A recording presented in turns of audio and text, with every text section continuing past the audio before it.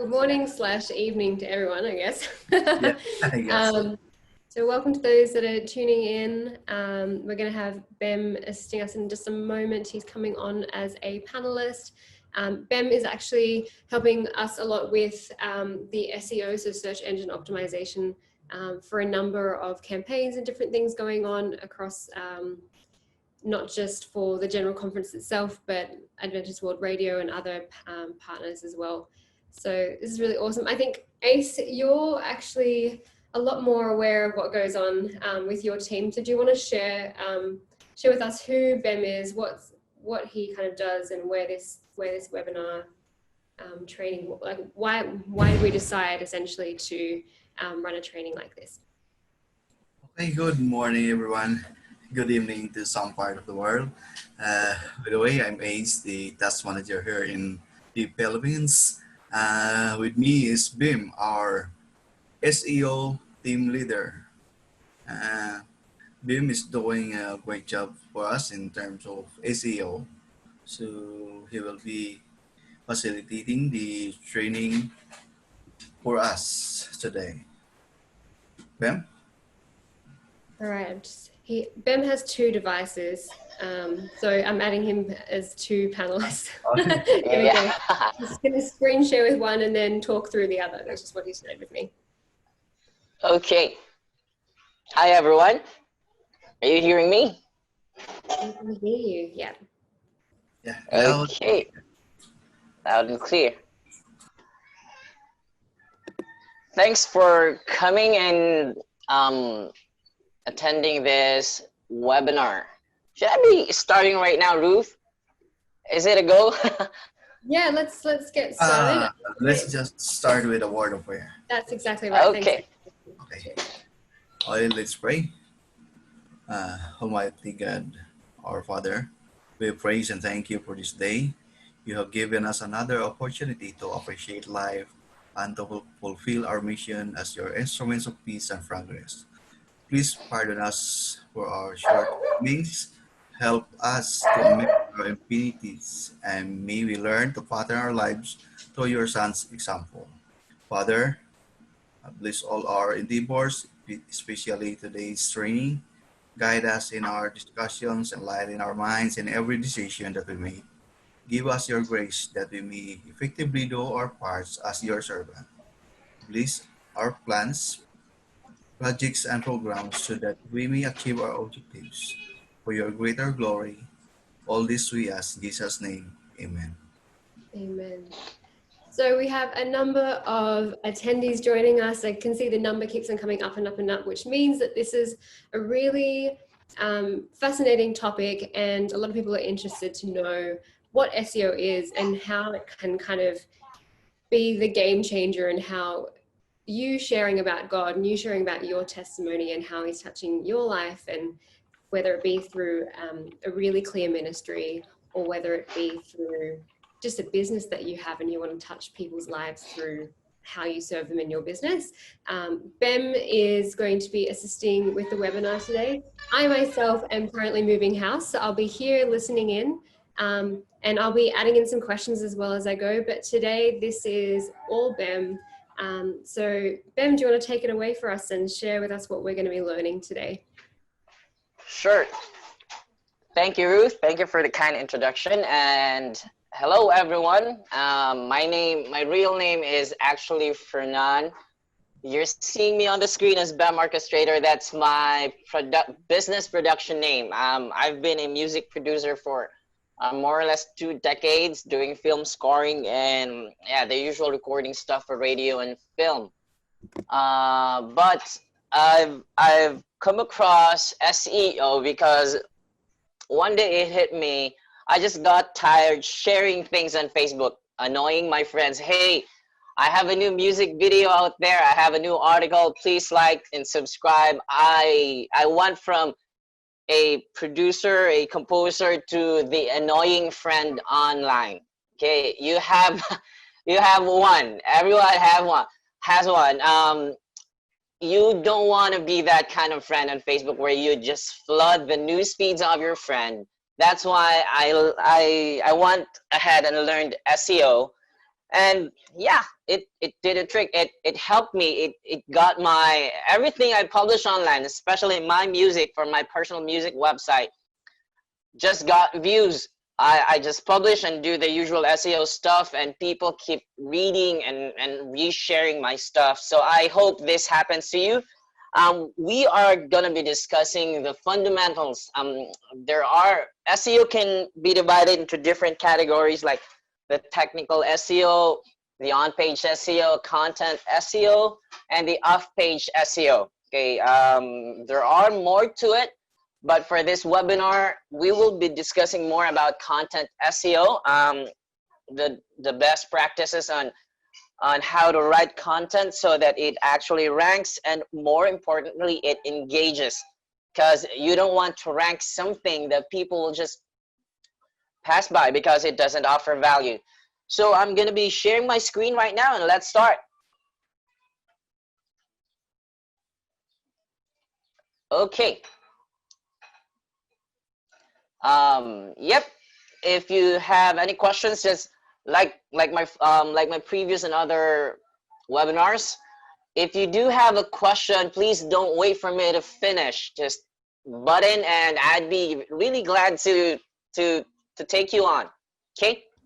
So just so you know, Bem, with the panelists here, they write their questions in either through the chat or through the question and answer. So you won't hear them, not panelists, sorry, attendees, you won't hear them actually ask the questions, but you'll be able to, okay, they'll pop up on your screen. Yep, so there's a question and answer feature just at the bottom, and you can keep an eye on that as well. Okay, amazing. Perfect. Welcome. Okay, so let's discuss the objectives first and what this presentation is not.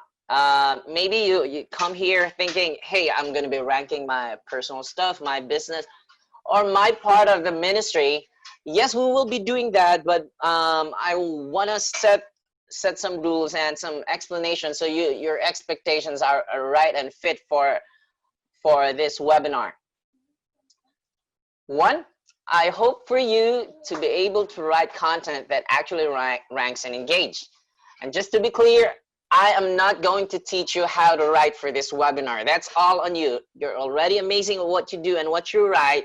What we are discussing right now is how to write for something that actually ranks and engage, and some other stuff that will make it rank. Okay?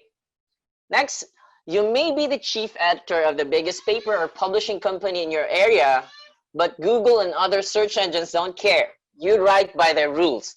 Okay? There is a very, very big difference. It's like Grand Canyon gap if you're writing for a book or for a newspaper and putting it on the web.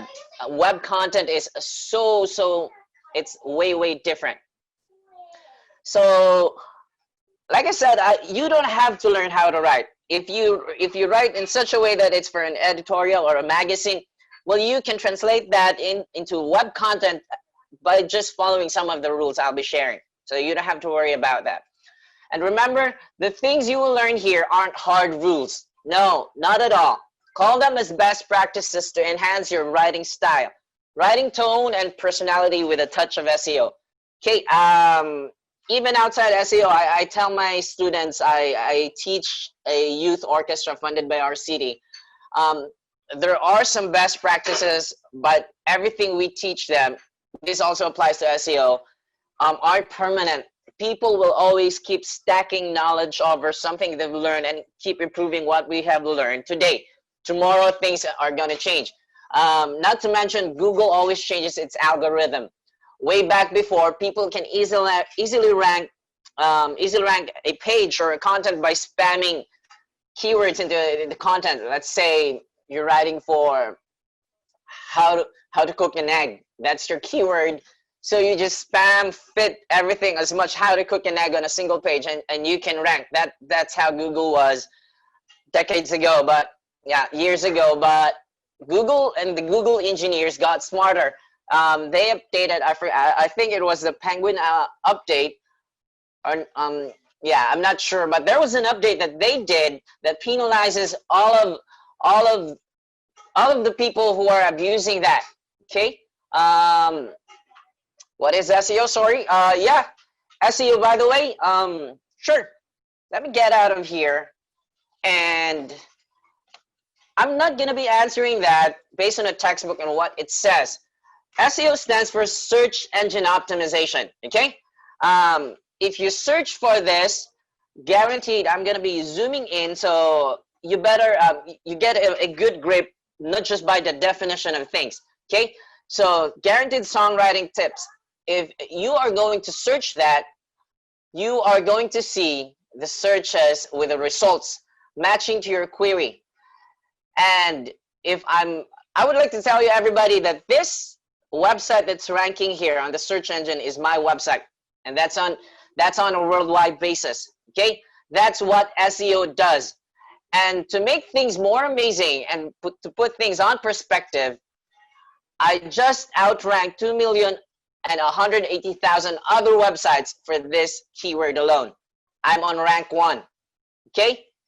To put SEO on a more, let's have a good grip of SEO. Let's change that. I'm ranking on a lot of stuff, including this: how to judge a singing competition.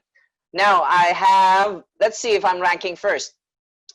Yes, I do. That's my personal music website, jensonartist.com, and I just outranked 211,000. Okay. The bookish definition would be search engine optimization is something that you do and follow a set of rules to put your website or your online asset in front of any search engine result. Okay. What I'm showing you is how it actually looks like at the end of the tunnel when you've done all the SEO stuff and it's actually gaining results. I'm going to be showing you another area here, my search console, so you have a good grasp of SEO. This is let's go to my website. This is what SEO can do for you. Okay, as you can see, it keeps rising and rising, my impressions and my clicks. I am not sharing anything on Facebook. I do not spam my friends. I do not at all ask them to like my content. But I do show up for the past 3 months for over 46,000 times. That's what impressions are, and I've got a click of 2021. I haven't published anything at all for over a month already, because we've been busy doing our thing with the general conference, and I also am head SEO strategist for a London-based digital marketing agency. So basically, that's what SEO does for you, and that's the actual thing. Okay, you're welcome. No. You don't have to apologize. So I hope I actually cleared what SEO, not from the bookish standpoint, but from actually what it does. So just imagine this is your own personal website. That's for your business and for your stuff. You can actually outrank millions of websites, just like I did, and be on the top and be on everybody's eyes, be visible online. Okay, going back to my presentation now. Where was that? Okay, no, not this one. This one. Okay, as we continue, remember always. But before that, I just have to remind you that there will always be changes to the rules. Okay. Like I said here, these aren't hard rules. Every now and then the SEO landscape changes. There will be updates, there will be new best practices that we have to adjust. So whatever I'm saying for this webinar, some of it might not be working tomorrow, the next day, next month, or whatever. Just be open to changes. Okay, always keep posted. And then remember, always be open to change. SEO is an ever-changing field. I just said that. So then there's this. There's no getting the message across if you aren't visible or ranking online. I was conducting this workshop for our church. Most of my audience were around 30 to 50 years old. So they were more of the pillars of the church, and they were asking me to do a seminar for SEO content writing. Then there's one elder of the church who asked me. He was late for the workshop. He was almost at the end of the workshop, and then stood up and told everybody, hey, what he is saying doesn't work. It doesn't work that way. We need to do the Jesus method alone. It's the only it's the only way that works. We need to be caring. We need to be to minister to their needs before we can even rank. The Holy Spirit will guide us. Okay. Just to be clear, that's a nice notion. Yes, I'm not doubting that the Holy Spirit can actually intervene with this, with the algorithm or whatnot. But to be honest, also, we don't want to dwell on the extreme side of things. You can't get your message across if you don't rank. That's just it. We're playing by their rules. Okay. So if you want to get the gospel across, if you want to write something for the general conference and have everybody or anybody from the world read it, you need to do SEO. Rosalind is asking, how does one keep up to date with SEO? Yeah, there's algorithm changes, and I am actually a member of a lot of SEO communities on Facebook and on Reddit. There's a ton of them. You can actually join them, or better yet, if I may suggest, Ruth is here. Ruth is listening. Pastor Sam will be watching this after we're done here, and he'll be maybe watching this in the morning in his time. Maybe we can actually come up with a group on Facebook for Adventist digital missionaries for SEO stuff, so we can update everybody every now and then. I think that will also work.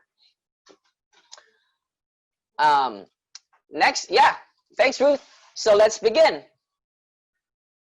So SEO content versus content. Let's define that first. Common types of content online. Last time these images weren't working. So contents are videos. What are we can think of websites that focuses mainly on videos. You can think of YouTube, Vimeo, Facebook. They also have videos. Okay, so content can be in the format of a video. Content can also be in the format of images. Think about websites that focuses mainly on images. You can think about Pinterest, just like the image here. The biggest one in image is Instagram. Everybody's on Instagram nowadays. Okay, it's still content. Just to be clear on that. Infographics, and I don't know why. I was checking this right before I logged in. I was pretty sure this was working, and now it's not. I don't know.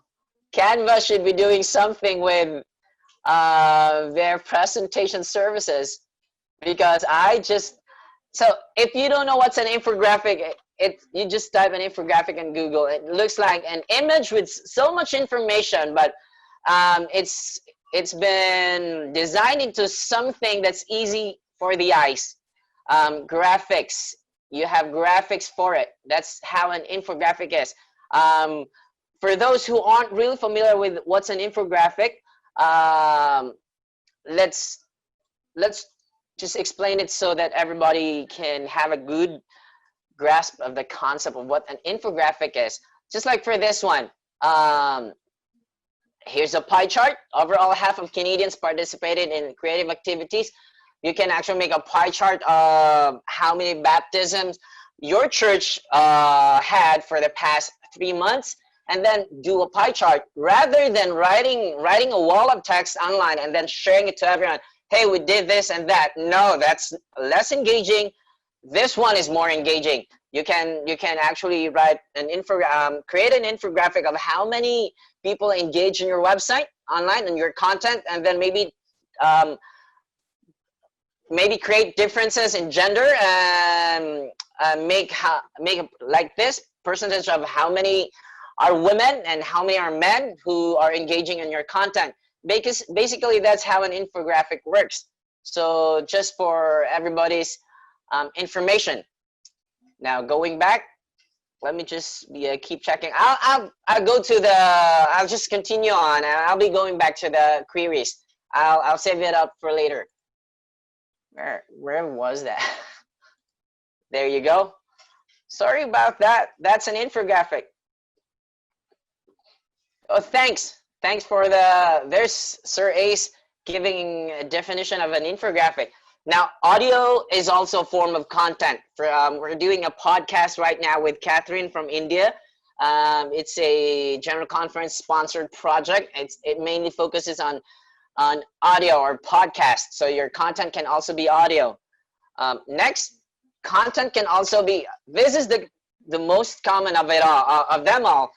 Articles. Every website, everybody has an article, unless you don't, but like 90% of the content online are made up of articles. The image you're seeing here are a screenshot of what I wrote on my blog, so you can check. If you are into music, you can check it out. Okay, so what's the main difference, or what are the differences between an SEO content and a content?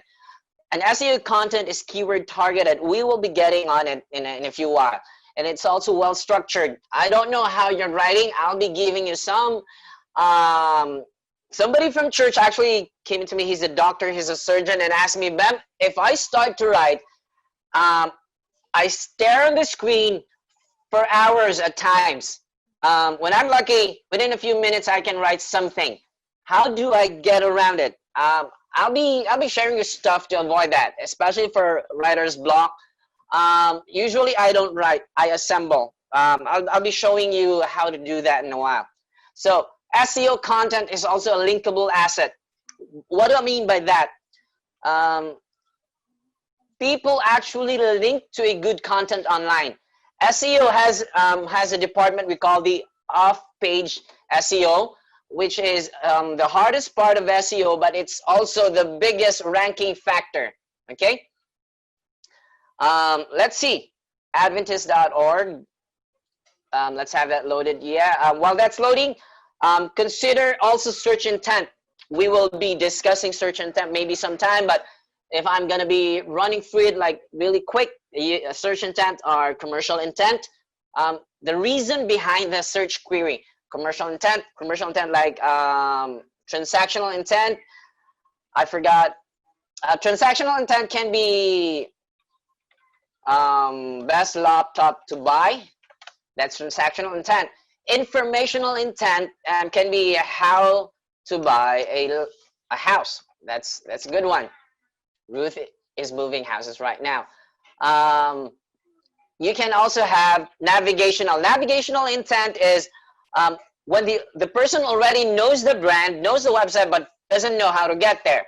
Okay, you help them point out, like it's a Google map can help you. That's navigational intent. Or you want to buy an Adidas, or I don't know how to stress it, Adidas. You want to buy shoes from that, and you don't know what their website is. So yeah, you search on it and then you find where the website is. Or anybody wants to go to the Adventist website, they just don't know what's the link, and then they type in. So these are navigational search intent, or keywords with a search intent to navigate around the net. Okay, now that we've discussed that, we are going back and we want to explain why a good content or an SEO content is a linkable asset. It's very important to understand this concept before we even go about writing. Okay, for example, Adventist.org. Now we can see if this tool I'm using right now is a paid tool. This is around, their lowest plan is $99 a month. Me and my agency are sharing the fee for the business level, which is $100 a month. No, it's $200 a month, $199 to be exact. Okay, we have backlinks, and let's go to backlinks. Backlinks are, think of backlinks as it's called the #1 ranking factor because you can't manipulate it. Think of them as votes from other websites. Okay, people from their website, they are linking to your website because they think that you're an authority for a certain topic. And now let's see, Adventist.org has a backlink from this. It's from Wikipedia, and then the anchor text, or the text that contains the embedded link, is this: attend church. That's the anchor text. Okay, and backlinks can be divided into a no follow to a do follow. Do follow passes links, link equity or link juice. So when the Google bots scroll the websites and they see a link or a vote from another website, and then it's a do follow, it tells Google, hey, this website has a backlink from really authoritative websites also. So I think this website is an authority on this topic. Let's rank this website because this content have backlinks. Okay, you want to have that. So you want to write something that is actually a linkable asset. If you are just going to write things online because you just want to write and you just want to cope with deadlines because it's your job, then you're not writing an SEO content. Because an SEO content should be a linkable asset. If it's not, then you're missing the point of writing an SEO content online. Okay, so consider search intent. We've discussed that. And last but not the least, it's worth the user's time. Okay, I'm gonna be jumping on writing after this. Why do we have to write something that's worth users' time? That's easy to understand from the bookish point of view, and anybody can tell you that you don't want to waste people's time. But I'm gonna be showing you something else and way cooler. I have this tool that actually records how my users behave on my music website. Okay, I can see how they scroll, where they click at, and the entire session. Okay, now somebody from the Philippines was spent 12 minutes and 29 seconds on this article online from my page. Now that's kind of a bias. Let's find someone who's not from my country. This is from the US and spent 40 seconds. Let's find somebody who spent longer. Okay, now this is from India.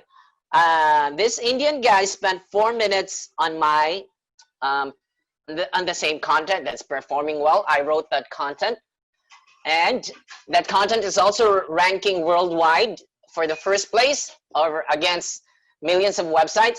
As you can see, this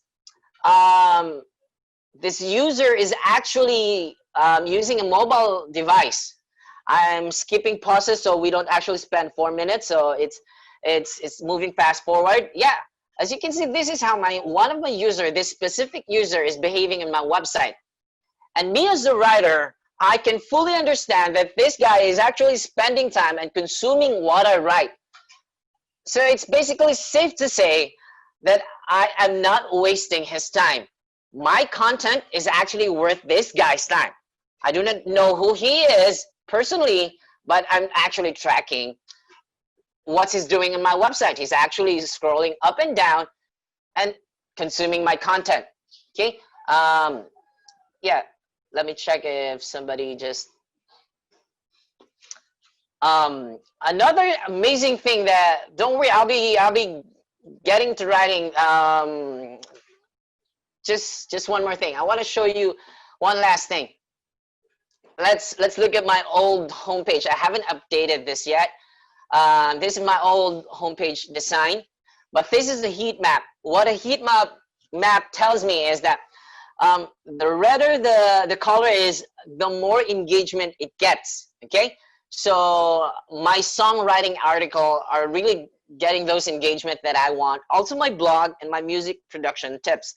Okay, that says a lot about the singing things I wrote. I need to upgrade my stuff, or maybe the design of my website, so that people would actually go click on my singing stuff. And also people are signing up on my website. Just to be clear, I actually updated my website because of these data that I got from from this tool. And last but not the least, I can also check how many people scrolled. This is important because you want to know if people can actually scroll down to the end of your content. If this is an article, you really want to know if people are engaging even up to the last portion of your content. Okay, so if we go to the last portion of my content of this page, I mean of my former homepage design, there are only about 28% of my visitors reaching this portion of my webpage. That's why I updated my content. I mean my design for my homepage. So this is what the updated homepage looks like right now. It's way better, more animations with SEO in consideration. Yeah, that's how my blog looks right now. Okay, so that's very important, guys. Now let's go about writing. If you do have questions, just pop it in. Now, in writing, before we even go to writing, you need to know about the 80-20 rule. That's 80% of your time should be spent on research and 20% of your time on writing. I'll be showing you how to conduct a research in a while, but let's go to the next slide. 80% of your content should also be, must be, that's the keyword there, must. It must be keyword targeted, okay? But there are also considerations, because if you target too much keyword, you're gonna be spamming and keyword stuffing your content, okay?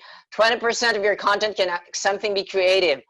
That creativity should be the one that will get users to link back to your website. There are millions, even billions of websites out there, and that also means there are billions of web owners or webmasters. So you want to have as many votes or as many backlinks, which I've showed you a while back. You want to have as many of them because they're the #1 ranking factor. You can write as the best content on the planet, but if nobody's reading it and nobody's linking back to it, it doesn't rank at all. It won't rank, okay? So let's do some researching and analyzing the competition. We are on the researching phase, or the researching stage. I actually have a slide in church which says, "How dare you?" That's what that was in church. How dare you write without researching? That was my slide in church, the one I used in church. So yeah, let's do about researching. So let's choose a keyword that you want to rank for, or you want to write about. Okay, let me choose the keyword for you guys. Let's say, how about we choose parenting tips for raising a toddler, raising a child. Okay, now that's it. We just chose a keyword. We've chosen a keyword, and we go to the next step.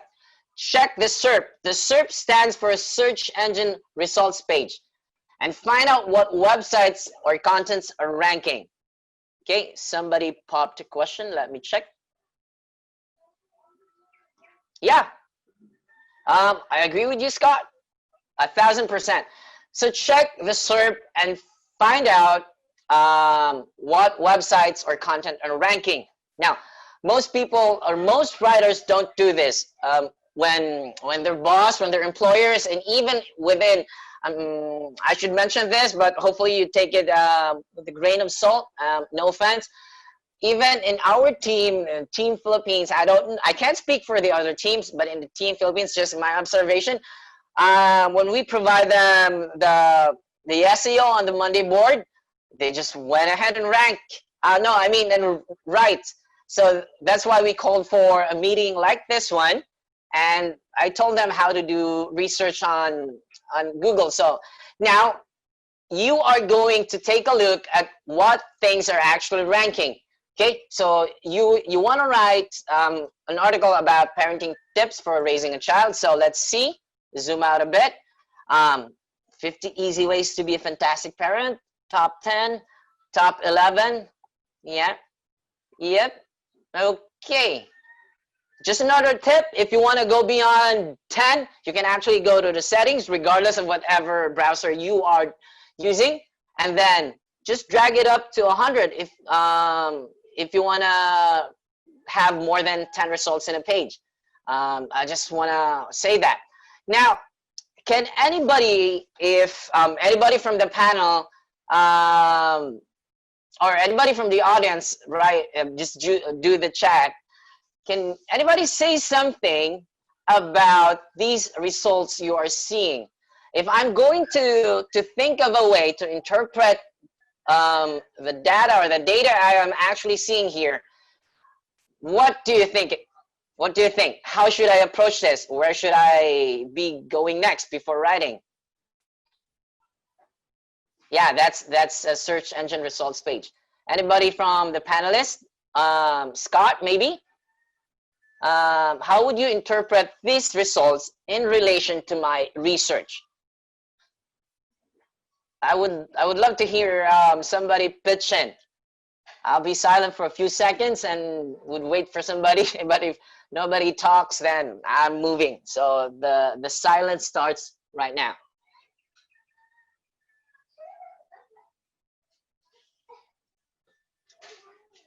Shadrach says maybe I should choose the top ones only. Yeah, fair point. Anybody else?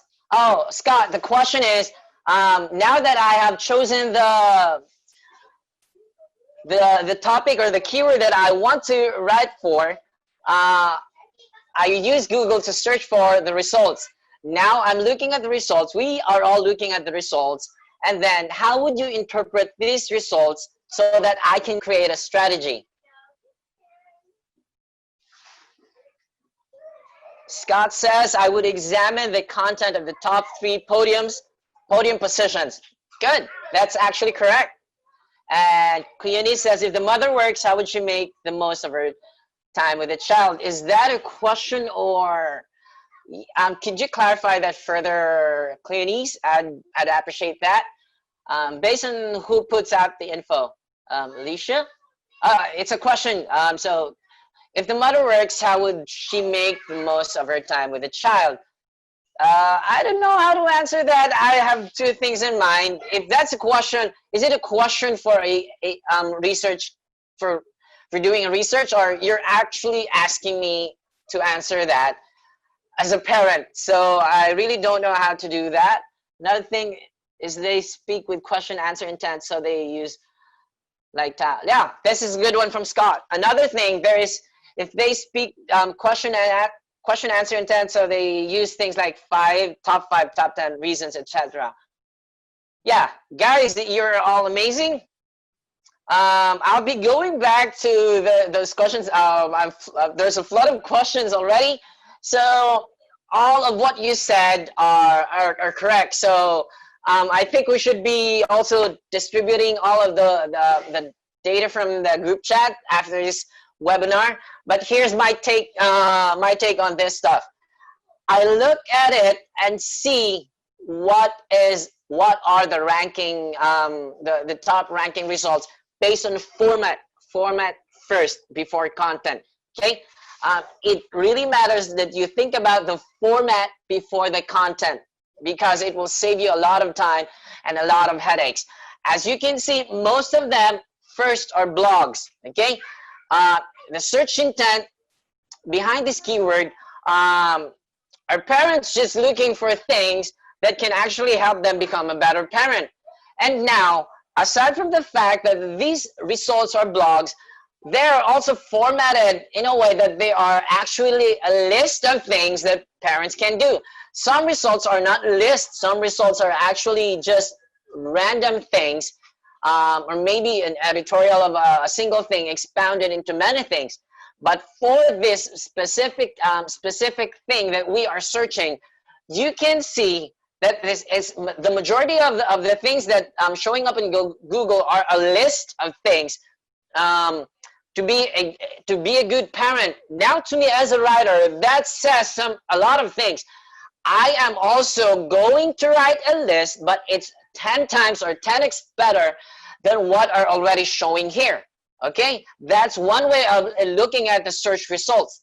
Now, if you are going to put that way deeper, I can actually run them by my trusted tool here. I have SEMrush and I have Ahrefs, and I'm actually going to look at how many backlinks are pointing to. Let's actually do that. Let's just end with that stuff, because I do like a lot of things to analyze my competition, but for beginning writers, it's important to understand how your competition are addressing the search intent and why they are ranking for it. Are they doing a list? Are they doing more on the graphics side of it? Are they doing videos instead of words? Those things should come into consideration so you can understand how to approach your content, and then add the other personal stuff, personal preferences you want within your research, or how you do research, the way you want to do it. Okay, so if you want to check this website, This is a paid tool. If you want to have access to it, you can do that, or you can ask your leaders to actually purchase it for you.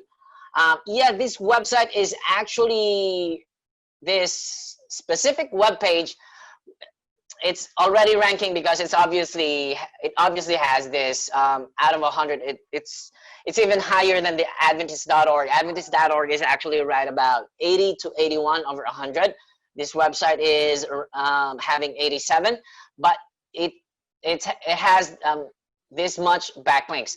So I can actually search also for the backlinks and check what sites are actually linking to this content, and maybe research what these sites are also, what contents do these sites also have, so I can actually pour them more over to my research and my content writing.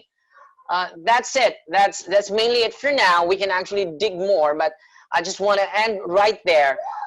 Understand the structure, or what contents are actually working right now on the internet, and then maybe take it from there and just don't copy them.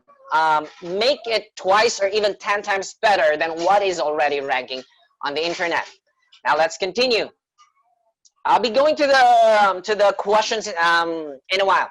Identify your competitors, which we just did. So just to add to it, identifying just doesn't mean learning who are ranking.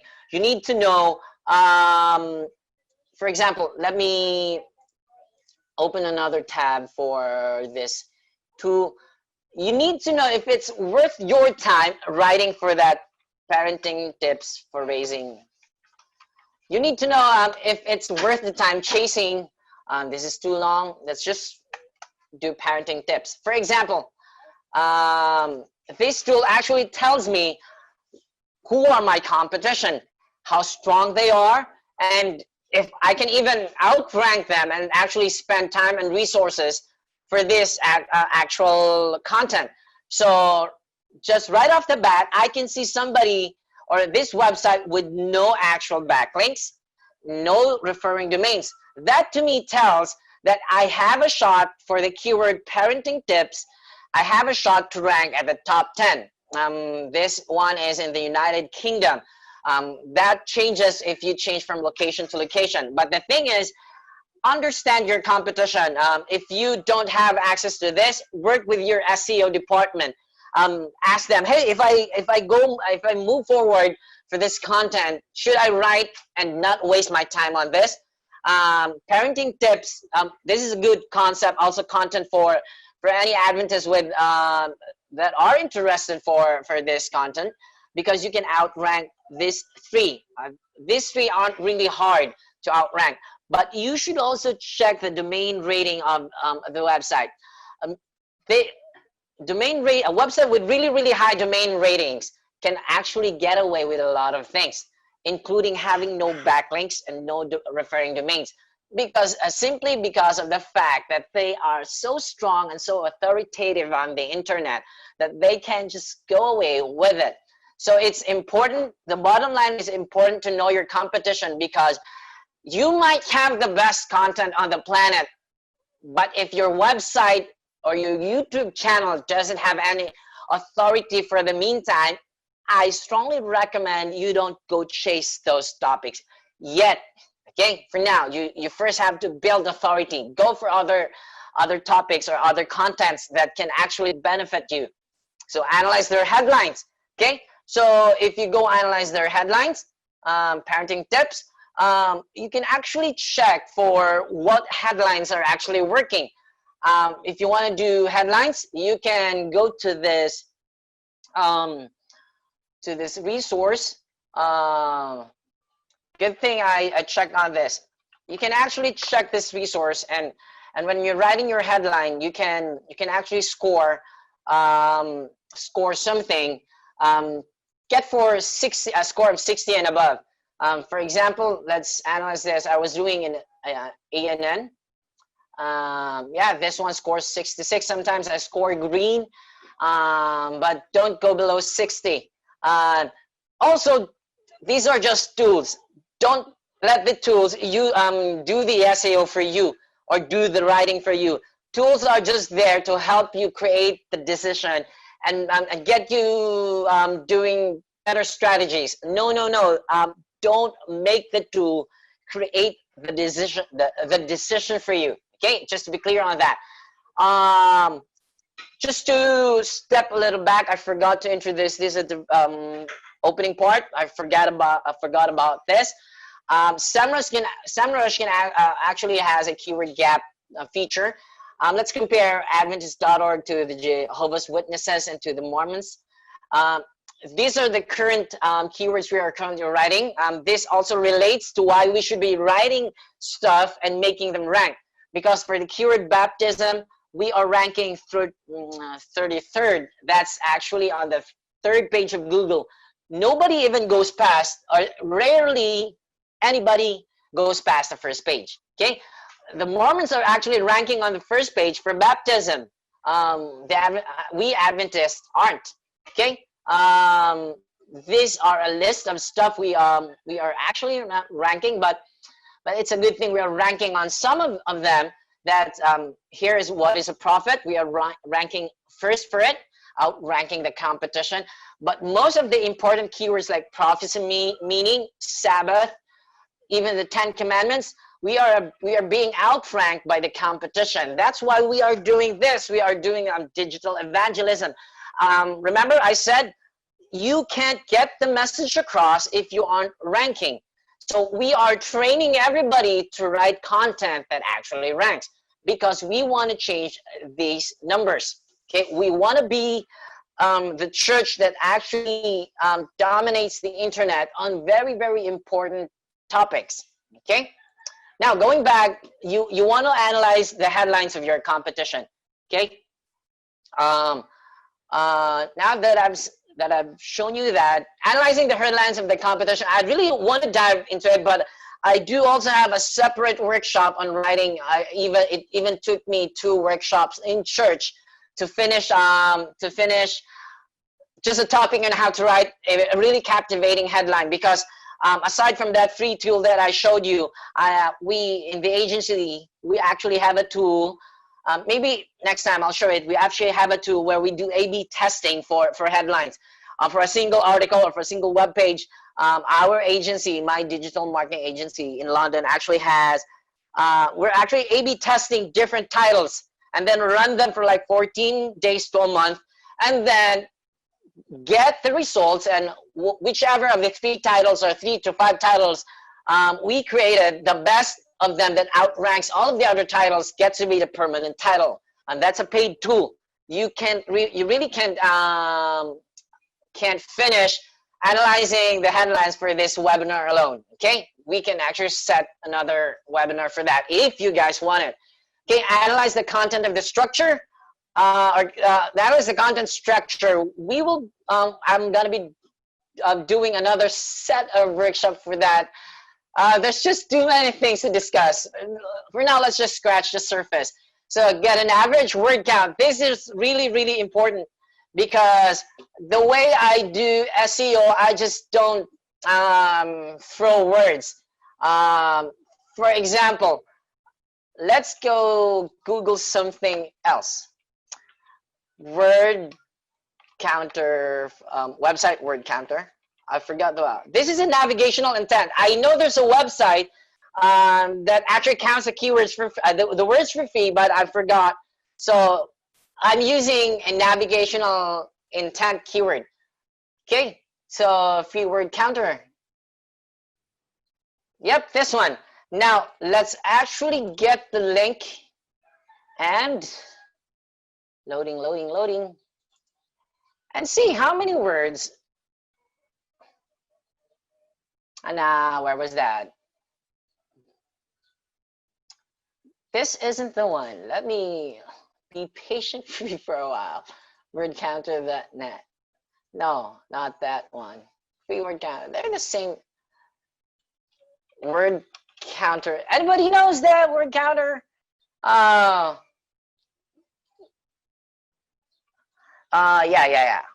I just. How many words? Okay, let's not waste time for that. I forgot what website was that. Let's try this one, but I don't know if this website works. The main goal is I actually go about all of the competition that are ranking, and we're I'm lost. I have too many tabs open. I check on each and every one of them, add them all together, and then get the average. Once you get the average, you now have an idea or a benchmark of how many words you should be starting and writing to actually just get into the competition. Okay, let me be clear on that. Averaging only gets you into the competition. It doesn't assure you that you'll actually outrank them. There's tons of other factors, okay? But also SEMrush actually published a post. Forget about the word counter. You guys can actually do it yourself. SEMrush, anatomy top performing articles. Yes, if you wanna check this section, the sections of SEMrush actually can help you identify. I just want to share this stuff. Let me find the chat. Where's the chat? It's not popping up. There you go. I'm sharing this. There. Okay. It's important that you know about word count because SEMrush actually just published this. Content length is important. Long content actually performs well. I also am hearing if our leaders from the General Conference are watching this, you may want to consider this research because I've been here. I'm just observing our Monday board for some of our content. We are just being asked like 150 words to really short amount of words. That's okay for starting, but if we really do want to outrank the competition, study says that articles that have 3,000 words and above are being shared, are being viewed more than articles that are like 300 to 600. And if I may be presenting or pointing something, how many words on a YouTube description? I'm looking at our workflow on Monday. Our writers are just required, I don't know, but I saw just 150. I don't know about that, but you guys decide on it. But I just want to point out that YouTube can actually offers 800 words max. Okay, if you suddenly decide to go for it, you have more chances of inserting and targeting keywords in that description, because this is I just want to point out something really important again. Let's see this. This is an article. This is how humans see an article, but this is how Google bots see articles view page source. Yeah, they crawl all of they can identify scripts, they can identify words, the content themselves. This is how the way Google actually sees the content and makes sense out of it and rank it. Okay, for most, I don't know if Google has the ability to actually read through what's inside of the video. I think they do. They can just actually transcribe everything. But if we are missing out on the description, we're missing out so much also of the possibilities of ranking our YouTube videos. I'm not saying that's, remember I said these aren't hard rules. I'm just saying maybe we can try that out and then check the analytics. If the analytics says that, hey, it's actually working, then we go for it. But if it doesn't, then we just can go about the small and short stuff. Remember, these aren't hard rules. These are best practices. Okay, let me check. Let me close these things. So going back, I'm really sorry if I drop in so many things and get sidetracked. Okay, get the average word count. Let me shoot faster. Get the average word count, and then know how many words to write. So let's start writing. Okay, now for the writing example, I want to choose the keyword salvation. Okay, I want to do the keyword salvation, which I already did with my former workshop, my recent workshops. Let's find salvation. Okay, and then identify your main keyword, choose a topic, salvation. Okay, I also want to do salvation as my main keyword here. But before I proceed again, really important stuff. Keywords can be divided into many things. They have different attributes. They have the attribute are, let me grab my Google Doc. Super important. I forgot to include it in the slide. Okay, just bear with me, guys. We'll start with writing. Relevance, search volume, and then competition. I just want to discuss this. This is really important, not just for the SEO people, but for the writers. Relevance. You want to write keywords that are relevant to your topic, okay? Because searchers would like to search something on the internet and get relevant results. They don't want to see something on the internet that's super way off of what they want to find out. Okay, so as far as search volume is concerned, I want to introduce you to two main things. Okay, let's say you're selling shoes. Let's go again to Google. These are head keywords. Head keywords are super competitive. That you they really have high search volume. Let's type in shoes, and let's put that United States where the majority of searches are there. Okay, super hard to compete with. That's a head keyword. Global search volume is 1 million, and just in the United States alone, 432,000 people are searching for shoes. Okay. It's not worth it to go after if you're starting, you're just starting your business, or just even have a blog that's not even that authoritative yet. Okay, so what you want to go after are long tail keywords, not the head keywords.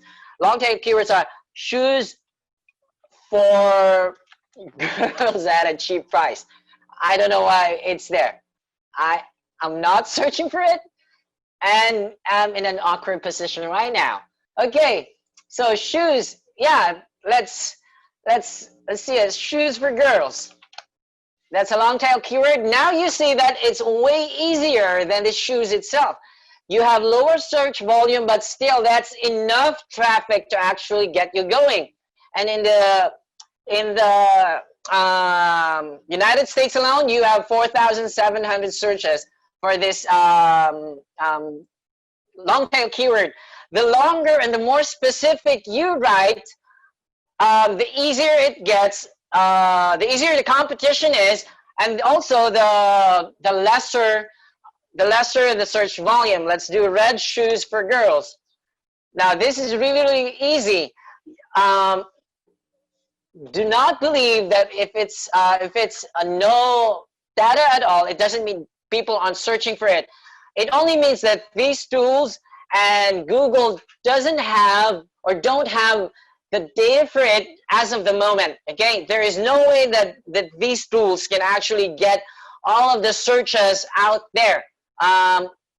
Like for us Filipinos, we sometimes search terms in our own language. That's the same is true also for you guys listening to this. But the thing is, if you want to write something, you need to consider not to target super competitive keywords, because I just showed you why. Okay, now going back to my, for explanation's sake, so that things are easy to understand. Don't worry, I'm not gonna be boring you. We already are in an hour long. I'm gonna be finishing in a while.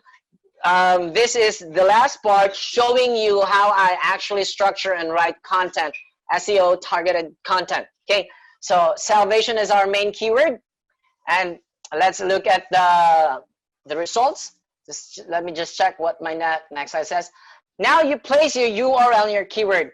I actually have a favorite example here, the one that's ranking first.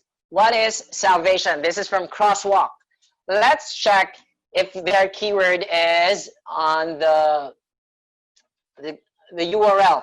So for those who doesn't know what, or for those who don't know what's a URL, it's the address of the web page or the content. Okay, I just remembered something again, which is also important. How to this is, for most people, they just type things on Google. I just sent Ruth last week a resource where you can actually do some advanced search operators.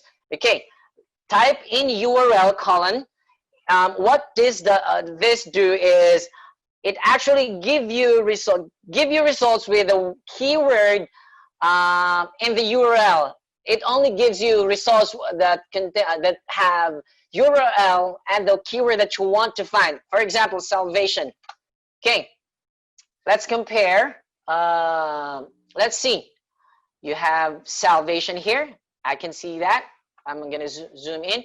Okay, the URL also has salvation, salvation, salvation. So this is not the usual search, not the usual way of searching search engine, especially Google. You can also use in title if you want to check resources that have the keyword that you want in their title. Okay, so now the search result varies, but still crosswalk ranks for it.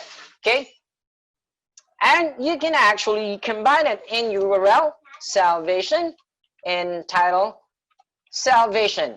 So this is part of the research. This is how I research my competition, and that's why I got #1 on my blog against millions of websites on this planet. Okay, yep, that's how it goes. So it says here, place your keyword in the URL. Let's check. Yeah, they have it in their URL, but you can work it out with the SEO people. Now let's continue. Place your keyword in the title. Okay, these stuff are the best practices and the best working practices right now. There are some things we do that aren't here. That's also personal preferences that actually works. Okay, it says place the keyword in the title. We've already established that. I'm just going to be scrolling instead of doing it a full screen. Include your title keyword in the opening content. Okay, let's check if this website is already ranking first. We've already established that. Now let's do salvation. What I did was, if whatever browser you're using, I'm using Firefox. Control F. You do Control F and then type salvation. Let's analyze. It automatically highlights everything. Now this is the opening content, and it uses the keyword salvation twice. Okay, check. Okay, that's tick off your list. Now use your keyword in one of your subheadings. Okay, your subheadings can be. Let's go to Google and actually show the writers what a subheading look like for SEO. You have here your headings. If you can look at a table of content, that's exactly what subheadings do for your content. It's an hierarchy of things so that it's easier to navigate. By the way, people don't read on the internet. They actually scan, and then if they see something that interests them, they stop and then they read. Okay, it's nowadays people rarely read. You can change this to subheading 2, and then maybe these 2 can be a subheading 3. Look at here at the side, relevance. Yeah, you're getting the point, I think. And then let's change this one to a subheading 4. Okay, here you go. That's how things are.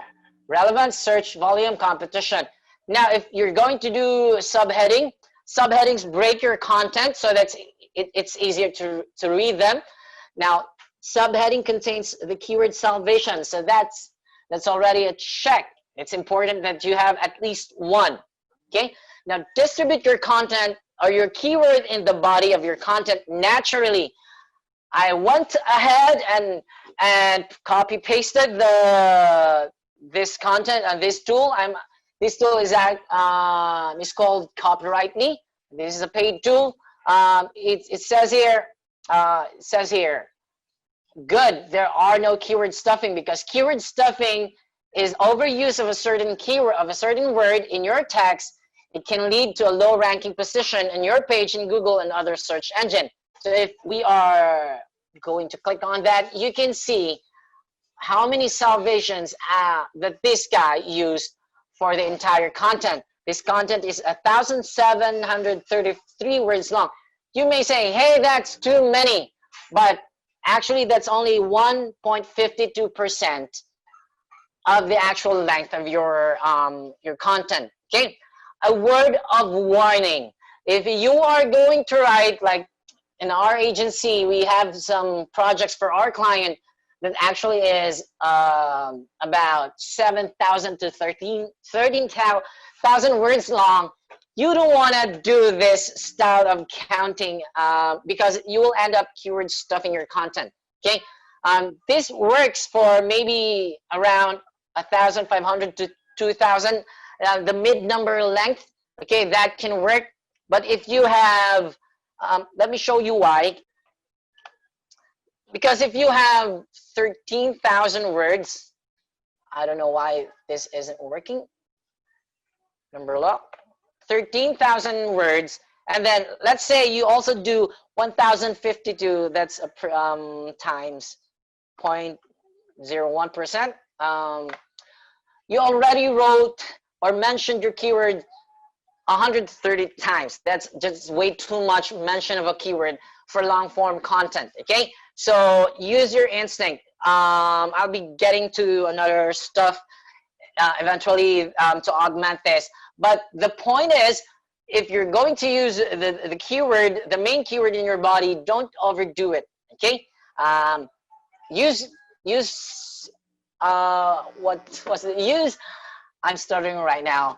Use tools like this to help you guys. SEMrush actually has a tool that actually helps also writers write better for SEO. I'm using it also, but that's the target. Distribute your keyword in the body of your content. Don't worry, this is the last slide. Yeah, this is the last slide, and I don't know why I duplicated that. Use LSI or relevant keywords. Okay, what are LSI? Now, LSI generator. And then let me show you one feature of SEMrush. Let's do topic content. I hope salvation is already here. Let's type salvation here. I have quite a lot of tools that I use to help me do my SEO and do my content SEO too. This is one of them. Okay. Oh no, this should not be the one. Sorry, I made a mistake. This one. Loading on. Let's wait for it to load. I'll be reading some of the chat. Yeah, you guys are quite busy in the chat box. Now let's export this one and open it. This is a content brief, an automatic content brief generated by, you can use this. Sometimes I use it, sometimes I don't. What I really want to point out here is this. These are your semantic or your relevant keywords for salvation. Because if you are only going to use one keyword for your entire content, you will end up spamming or keyword stuffing. Okay, you should be using semantic latent indexing, or the keywords that are relevant to your content. Okay, so how do you know that? Use tools. This is a paid tool, so relevant to the topic of salvation, I can mention doctrines. I can mention doctrines of salvation, rather. I can mention Jesus' death. These words are based on analysis on what is ranking on the search engine. So if you want to, don't worry guys, I'm about to finish. So you can also type LSI generator and check this out. This is an LSI graph. You can actually find relevant keywords to write for your content, so you don't spam or keyword stuff your content. Another one is answer the public. I believe I sent Ruth a very, very detailed list of resources that any writer in our team, if you're in the job conference, which you can use. I included many things that aren't that I am not discussing here. So you can check this. There's a limited free access to this tool, but you can actually also pay for it if you want. It's also an amazing tool. Salvation, let's have that load. This one, you can use. Check, you have the search volume, you have the competition.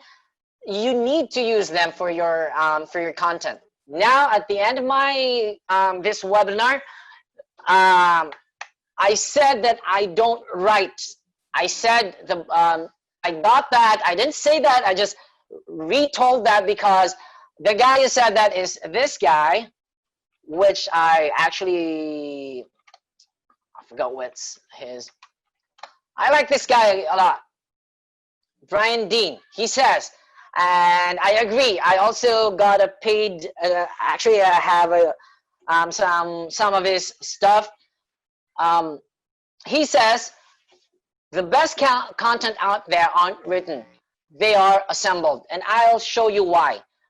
If you're given a task, and then it says write for about 3,000 words to 5,000. Initially, for anybody who doesn't have the experience to write long form content, they get discouraged. That's too long. Okay, here's a workaround that I don't care how many words I write or what's the length, because I assemble. I don't actually write. It's easier to assemble than go ahead and write.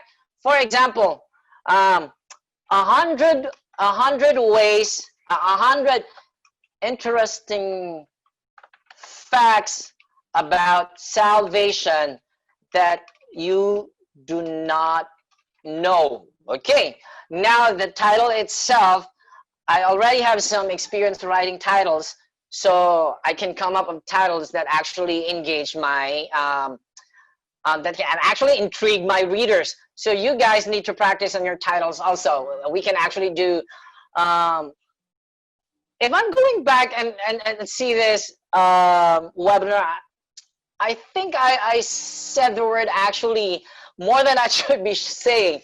Now going back, this is the title. So now I want to assemble. Okay, 100. That's way too much if you want to write and go ahead and write stuff. I don't want to say actually again. You're gonna burn out. You're gonna burn out. You're gonna get tired. You don't know how long you will last writing for 100 interesting facts about salvation. Okay, so if you want to get through the 100 list, you assemble. You do not. Given the fact that you've already done the research, all of the things I taught you, you've already done that, and some things which I don't know that actually works, and you already know, you've already do that, have done that. Now we're here on the writing. 100 is too many, but actually, if you do this, it's easy. What you do is you build a list. Whether it's good or bad, you don't think about it. You build a list. And then you categorize. Okay, let's categorize. What are the things in salvation which we can, let's say, categorize? Salvation according to agnostics. That's one category. Salvation. You can change this if you want. I'm just writing for example's sake. So Christians. Salvation according to gamers. Salvation according to the Bible. Okay, now I can go ahead and make them as my subheadings. Okay, now they are my main category. Think about it this way. Let's say you've already done 10 of them. In my example, there's 1, 2, 3, 4. Okay, let's do 5. Salvation according to atheist. I don't know spelling. Salvation according to everybody. And go ahead. Yeah. I don't know. I haven't had breakfast yet, so I'm running low on fuel. Okay, now that I've categorized, I have a 5 category here. I can easily just add and focus on 10 things. If you want to divide 100 things into 5, you can just add 20 stuff. It's easier to think in chunks and build them out rather than writing 100 one by one. Okay, so trust me, I'm going to be ending in a few while and then be open up to question. Yeah, you write things here, second, and then your third item, your fourth item, 5, so on and so forth. You're not even writing at all. You're just assembling, and you're already doing stuff.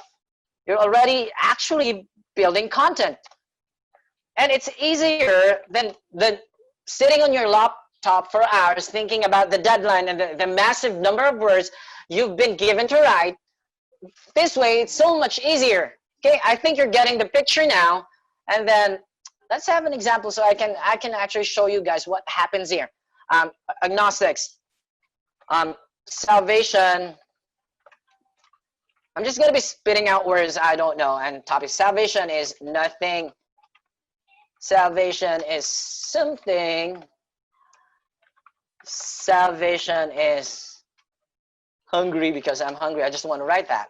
Who cares? Salvation is thirsty. That's me right now. And salvation is I don't know. Okay? Now, this is subheading 2. Let's do this subheading 3. Okay. Now, that's a very, very nice way of putting an article in place in format. I have already written a lot of things and I'm not even writing yet. And then I decide to write right now. Yay, I am writing stuff here. Yeah, then when I'm done with that, I do it here also. You guys get the picture. And then, hey, I need to write an introduction. Then go ahead and do that. There's also training on how to write good introductions. Okay? Now, and just believe me or not, I can in our agency we write an average of if we're really in a good mood to write, in an hour or two, an average of 1,500 to 3,000 words. We can finish that in an hour or two because we do this. Another important thing to remember, you've already assembled, so instead of writing your point, you can actually just describe it. This only works if you're doing a list. We have in our agency we have a workshop for different blogging formats. We have a step-by-step guide, how to write a step-by-step guide, how to write list, how to write a curated list. There are plenty of blogging formats out there. I'm just sharing something that makes things easier for you to assemble. So I don't write, I assemble. That's why I write fast. And also my experiences had made things easier for me. The last thing I want to tell you right now, if you've already assembled a lot of stuff, even right now we've already assembled how many? We've already done 83 words just by assembling. Imagine if you've assembled 100, that's already like around 500 words. So if you're mentioning individual stuff, don't write 300 words from one item. So the secret there is just describe and get to the point. Don't do flowery words, okay? I also forgot, that's it. Just one more thing I said in my previous seminar. When you've already finished your app, this is a free app, a Hemingway editor. This works for almost all kind of content with an exception of few. You want to write for something that people understand, okay? this salvation article is really, really easy to understand. It's in grade 5. It means even a grade 5 student can understand salvation because this article made it possible to do that. How do you write easy to understand words? Content, don't use words that are hard to understand, because we are trained in school to outrank the competition and to really use smart words. The majority of online users don't have a degree. So if you want to reach to as many people for your ministry, you want to write something that's easy to understand. The exception to this is if you are writing to a group of people, a specific group of people, if you're a doctor and you want to write an article for a symposium of doctors, you would rather use a jargon that the doctors can understand, or medical personnel or medical people can understand. That's the exemption for this rule. Another one is for the Adventist encyclopedia. It's formatted in a way that it's formal. It should look like an encyclopedia. It doesn't have to look like a blog.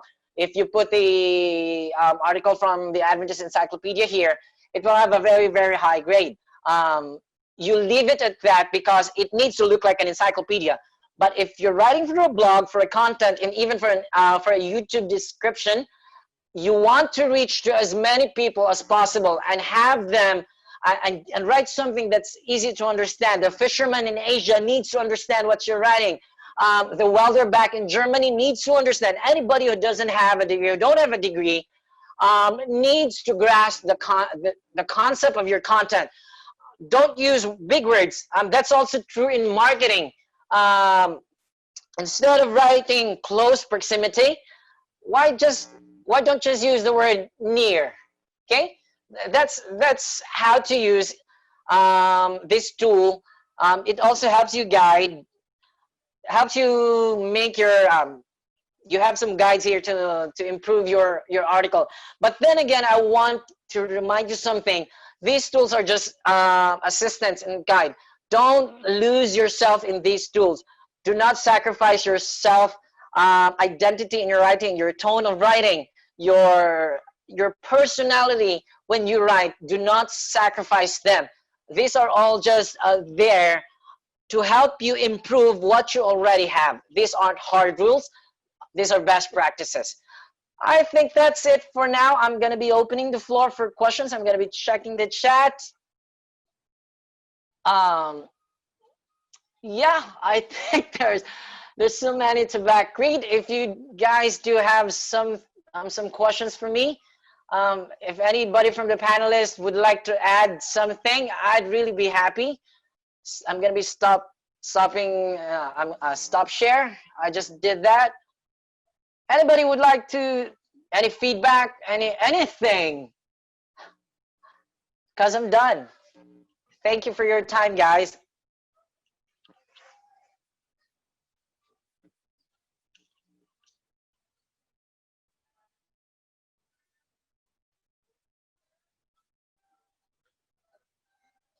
Hello.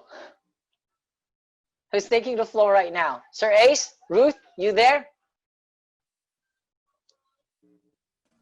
Yeah, I think it's Ruth. Hey, Ruth. Thank you for your messages, guys.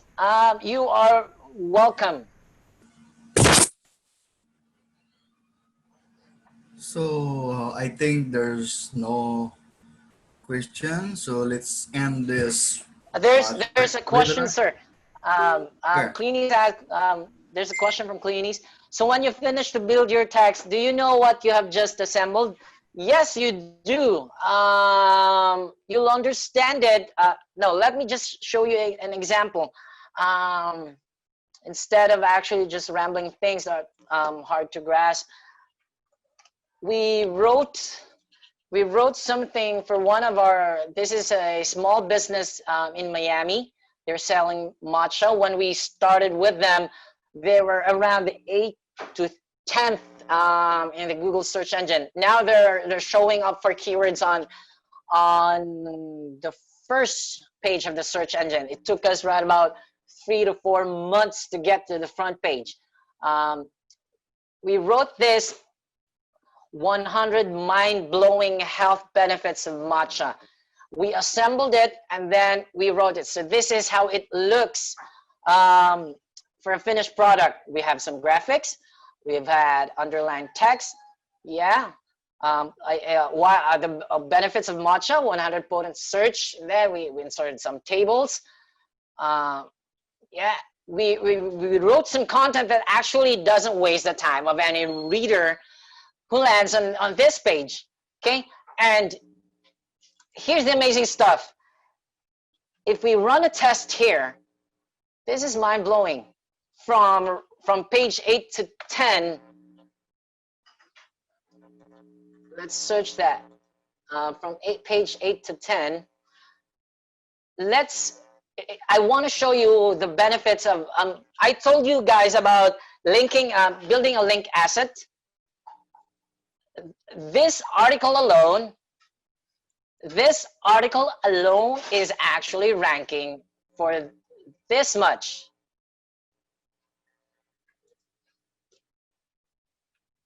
For this many keywords. That's the exact same article, health benefits. Yeah, so you will know what you have assembled. I can't tell you, but if you actually write it yourself, I said actually again, I'm keyword stuffing everybody here. If you write it yourself, you'll understand the concept. Just try to apply the concept so that it translates to your learning. One, we've already finished our contract with them, so I can see that they are going down with, I don't know what they're doing. They're on autopilot for themselves. Our contract for them is done because they're already ranking on the first page of their important sales keyword. But yeah, this is the thing. Once you've already finished, this is a finished product of what we do. This is just one format of content that we do. You can rank for thousands of keywords in just one content. That's the advantage of assembling instead of writing. Aside from the fact that it gets easier for writing, you can also rank for a ton of keywords. You just targeted one. Always target for one. Don't target too many. Target one and then get those LSI. Those LSI can be your subheading. Let's find an LSI here. Good thing. Salvation in Islam. You can actually use that here. Salvation in Islam, the LSI. You can also write salvation in Islam. What does it say? Or whatever you want to write there. LSI can be used that way. So here's the finished product. Let's scroll down until the end. You will know what you've written. That's the straight answer to what you just asked. Okay, so this is really nice. Guys, remembered I said don't just describe don't write too much. Just describe. You've already assembled a lot of stuff, so you just describe. Don't write 300 words for one item. Just get to the point and then describe what this item is all about. Don't go elsewhere and then lead them back to the main concept. Just go straight to it. Okay. How long does it take to rank well in SEO? That depends.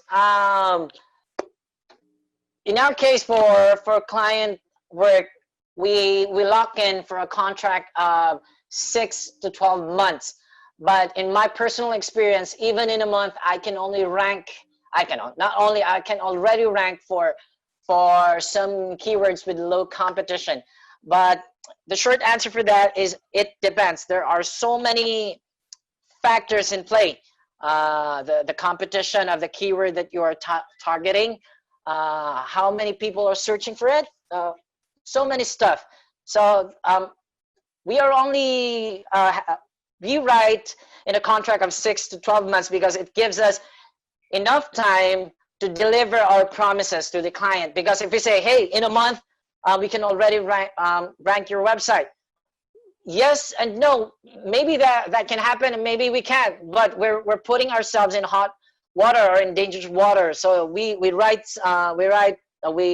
in with our clients for 6 to 12 months just to be safe that we actually deliver our promises. Okay? Okay. Thank you, everyone. Bam, could Yes. you prepare us a word of prayer? Okay. Let's put ourselves in the presence of the Almighty. Thank you, dear Father, for this wonderful gathering that you have brought us together to discuss some strategies that might help the digital evangelism of your work, from the general conference to the local churches and to the individuals that are here. Bless their homes, keep them safe, and keep them healthy. In Jesus' name we pray. Amen. Amen.